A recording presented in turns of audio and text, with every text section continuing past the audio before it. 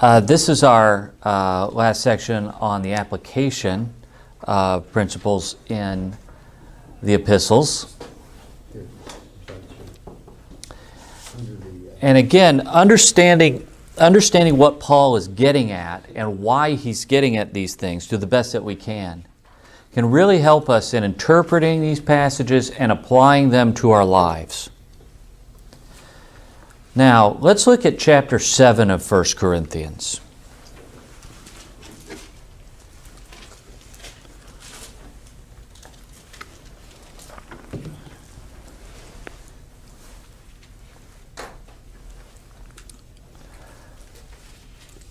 Now here he goes into some pretty specific instructions.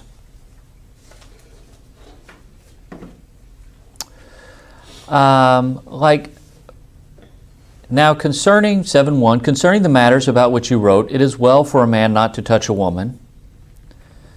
But because of cases of sexual immorality, each man should have his own wife and each woman her own husband. So what Paul is saying here is that sexual expression is permissible within the bonds of marriage between a man and a woman, but not outside of that. And so marriage in this scenario is better than the alternative, which Paul says is probably sexual immorality. So he says the husband should give to his wife her conjugal rights, and likewise the wife to her husband. For the wife does not have authority over her own body, but the husband does. Likewise, the husband does not have authority over his own body, but the wife does. That second part is an unusual sentiment in Paul's context, that the wife would have authority over the husband's body. Do not deprive one another, except perhaps by agreement for a set time to devote yourselves to prayer, and then come together again. Why? So that Satan may not tempt you, because of your lack of self-control. This I say by way of concession, not command. I wish that all were as I myself am, but each as a particular gift from God, one having one kind and another a different kind. Now, then he goes on. To the unmarried and the widows, chapter 7, verse 8. To the unmarried and the widows I say that it is well for them to remain unmarried as I am. But if they are not practicing self-control, they should marry. For it is better to marry than to be aflame with passion. To the married I give this command, not I but the Lord, that the wife should not separate from her husband, but if she does separate, let her remain unmarried or else be reconciled to her husband. And that the husband should not divorce his wife.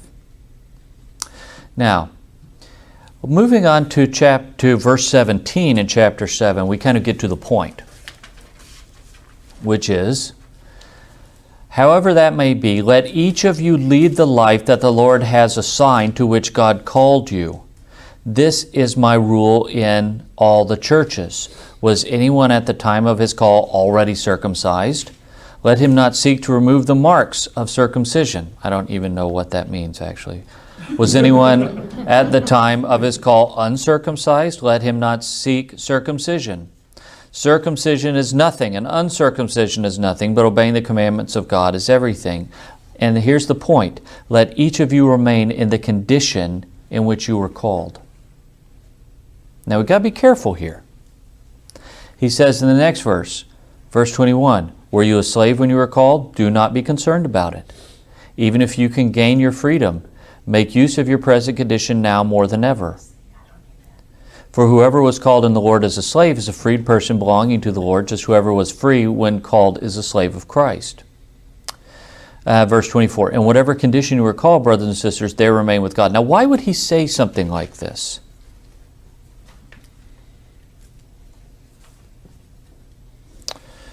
Look at 25 and 26. Now, concerning virgins, I have no command of the Lord, but I give my opinion as one who by the Lord's mercy is trustworthy. I think that in view of the impending crisis, it is well for you to remain as you are. In view of the impending crisis.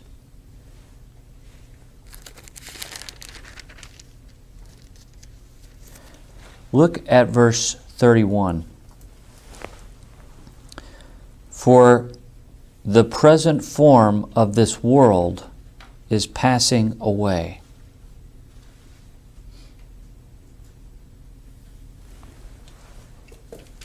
Paul, especially earlier in his ministry, seemed to think that Christ was coming back pretty quickly. Okay, now, there's a word that we use for this, and it's eschatology. And I'm going to write this on the board here.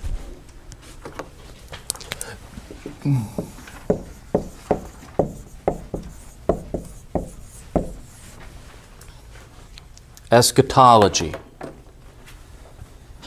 Things having to do with the end of this world. Okay?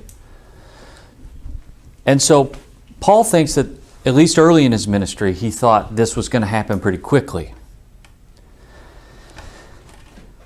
Think about it this way. I mean, Paul talks about, okay, let me back up. Jewish people had a concept of, at least some Jewish people in Paul's day had a concept of the resurrection. This is not a new concept. Christians didn't make this up. They got it from Judaism. And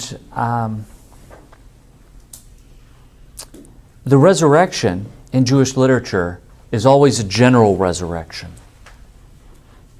Okay, it never occurred to people that like one person might be raised way before everyone else. When they thought about the resurrection, they thought about it as the general resurrection. Everyone is going to be raised up who has died. And so that's why Paul talks about the resurrection as first fruits. Okay, first fruits is an agricultural metaphor. When it comes time for the harvest, you go out and you gather in a small part of the harvest, you bring it in, and the next day so you have a party, once you bring in the first fruits, and then the next day you go out and you get the general harvest. And that's how Paul understood Jesus' resurrection as related to the general resurrection, that Jesus is the first fruit. And that pretty soon we're going to have the harvest, the general harvest. Okay? Now it had to occur to him over time that the timeline was delayed. But it seems that here he still thinks that the resurrection is going to happen very quickly. And that's completely understandable given his first century Jewish understanding of what the resurrection was. It was a general event. Now, if we think that Jesus is going to come back next week, we're probably not going to go out job hunting, right? We're probably not going to go buy a new car. I mean, what's the point, right? Jesus is coming back. We're not going to be making long-term investments, worrying about our 401k or something like that. I mean, Jesus is coming back, so none of that matters. And so some of Paul's commands, like we find here in chapter 7, are based on what we would call an eschatological ethic. Stay as you are for now because you're not going to be in that situation for very long. Are you married? Just stay married. Are you unmarried? Stay unmarried. Don't worry about the state of your life right now because it's all going to change soon when Christ returns. Right? I think that in view of the impending crisis, it's well for you to stay as you are, for the present form of this world is passing away. Okay, so some parts of Paul's writings are conditioned by this idea that he thinks Christ is going to return soon. Now, not all of it is, but that theme does run through some of his work. Any questions or comments about this?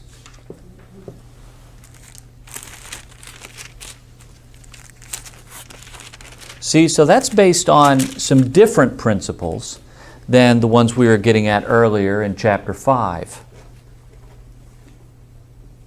And now, for another set of principles that we can derive about Paul, we should move forward to chapter 12, where he talks about spiritual gifts.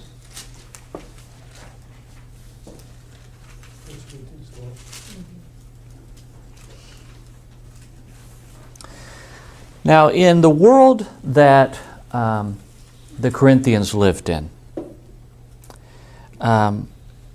glossolalia, speaking in heavenly language or a godly language, was that was practiced by pagans as well as by Christians,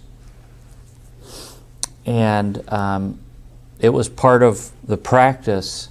It was associated with certain pagan practices of spirit possession. And it was considered kind of the highest form of religious experience. To be possessed by a spirit in this way and speak in this spiritual tongue in this way. Okay? It seems like we have people importing that idea into the church in Corinth. Okay, so he's getting at what the purpose of spiritual gifts are. Verse 4, chapter 12, verse 4, now there are a variety of gifts but the same Spirit, and there are varieties of services but the same Lord, and there are varieties of activities, but it is the same God who activates all of them in everyone. To each is given the manifestation of the Spirit for the common good. So all of the gifts are given for the common good. That's why God gives us gifts. Not just for me, but for the church. To one is given through the Spirit the utterance of wisdom. To another the utterance of knowledge according to the same Spirit. To another faith by the same Spirit. To another gifts of healing by the one Spirit. To another the working of miracles. To another prophecy. To another the discernment of spirits. To another various kinds of tongues. And to another the interpretation of tongues.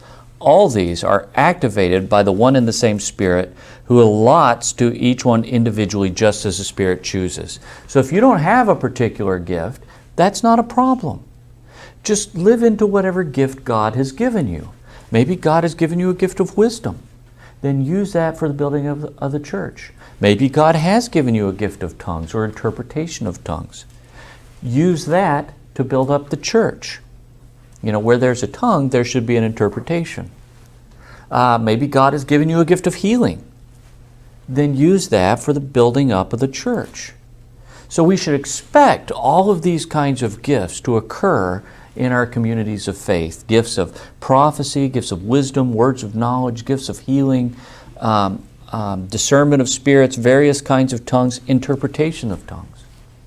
We should expect these kinds of gifts to adhere within the community of faith.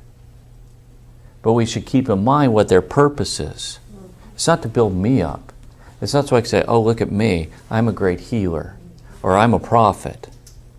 It's to build up the church. Because the source of the gift, it really doesn't have anything to do with me. And it has everything to do with God.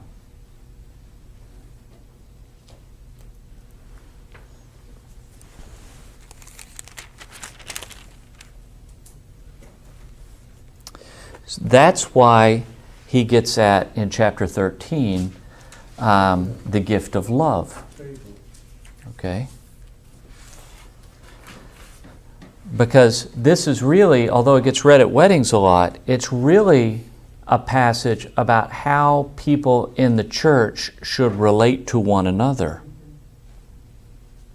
So that's why he says, so remember what's precipitating this is people elevating the gift of tongues above other gifts. Okay, so he says, if I speak in the tongues of mortals and of angels, so if I have this supernatural gift of tongues, but I do not have love, I'm a noisy gong or a clanging cymbal. So I'm just making noise. If I'm speaking in tongues, but I don't have love, I'm just making noise. Absolutely. And if I had prophetic powers, understand all mysteries and all knowledge, and I have all faith, so as to remove mountains, but I have not love, I have nothing.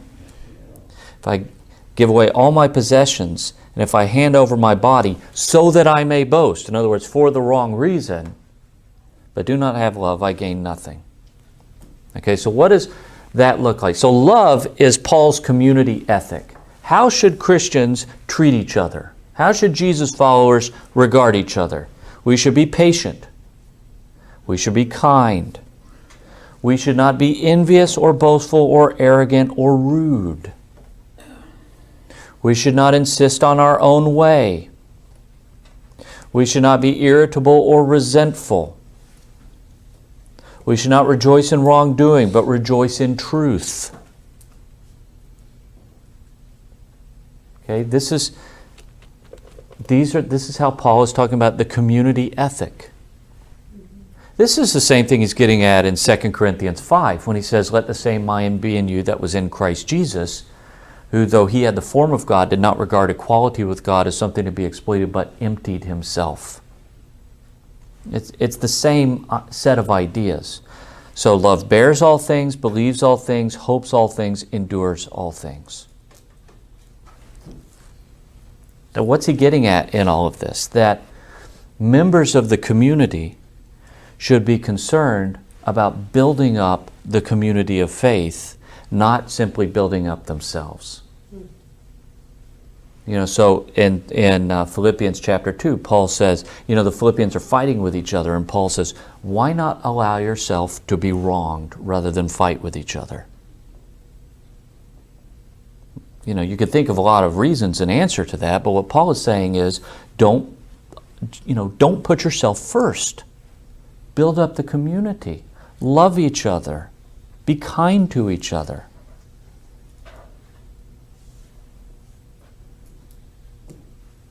Now, chapter 14, he continues with this. Pursue love and strive for the spiritual gifts, and especially that you may prophesy. Why especially that you may prophesy?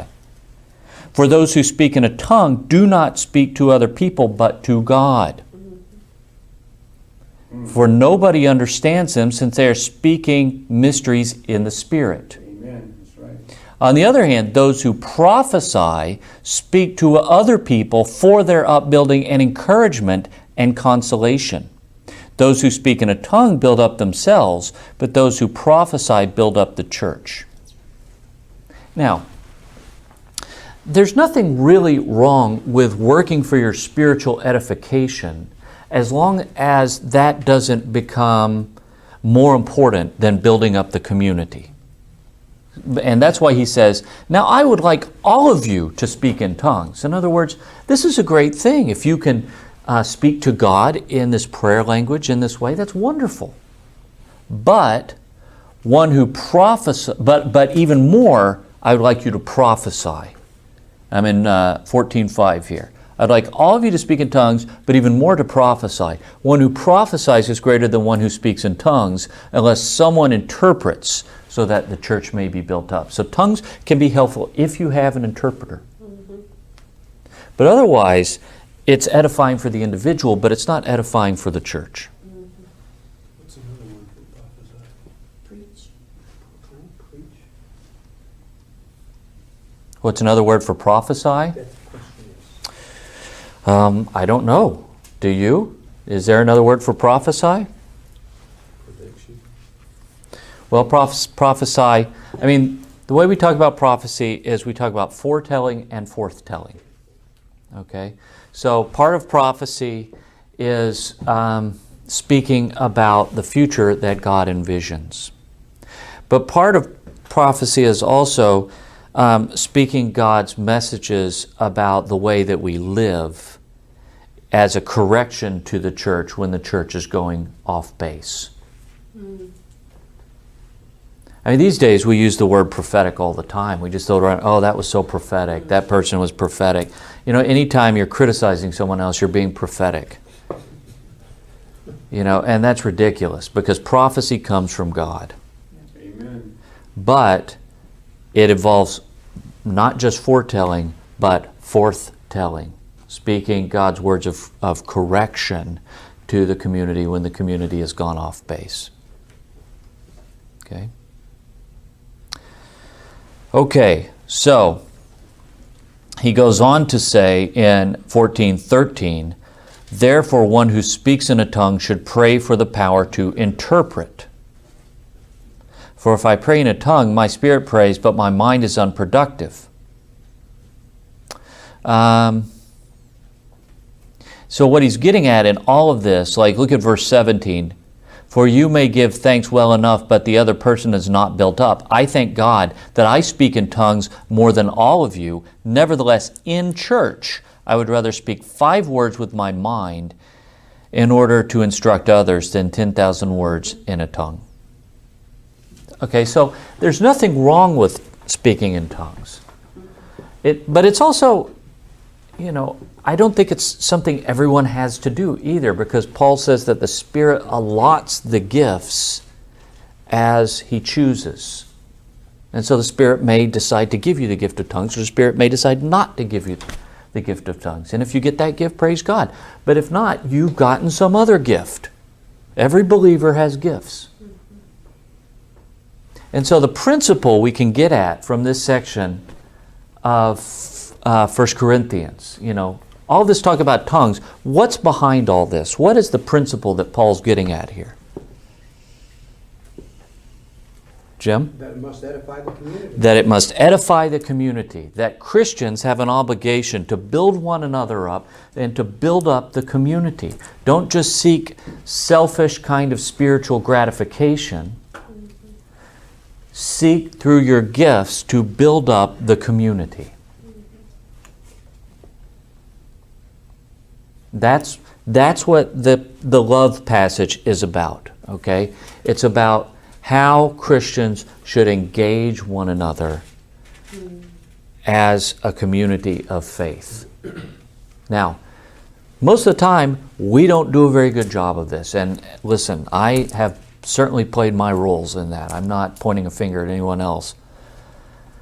But we could do a lot better job of implementing the principles that we find here in 12, 13, and 14 of 1 Corinthians as people of faith. Okay, I guess we're about out of time, so that wraps it up. Thank you.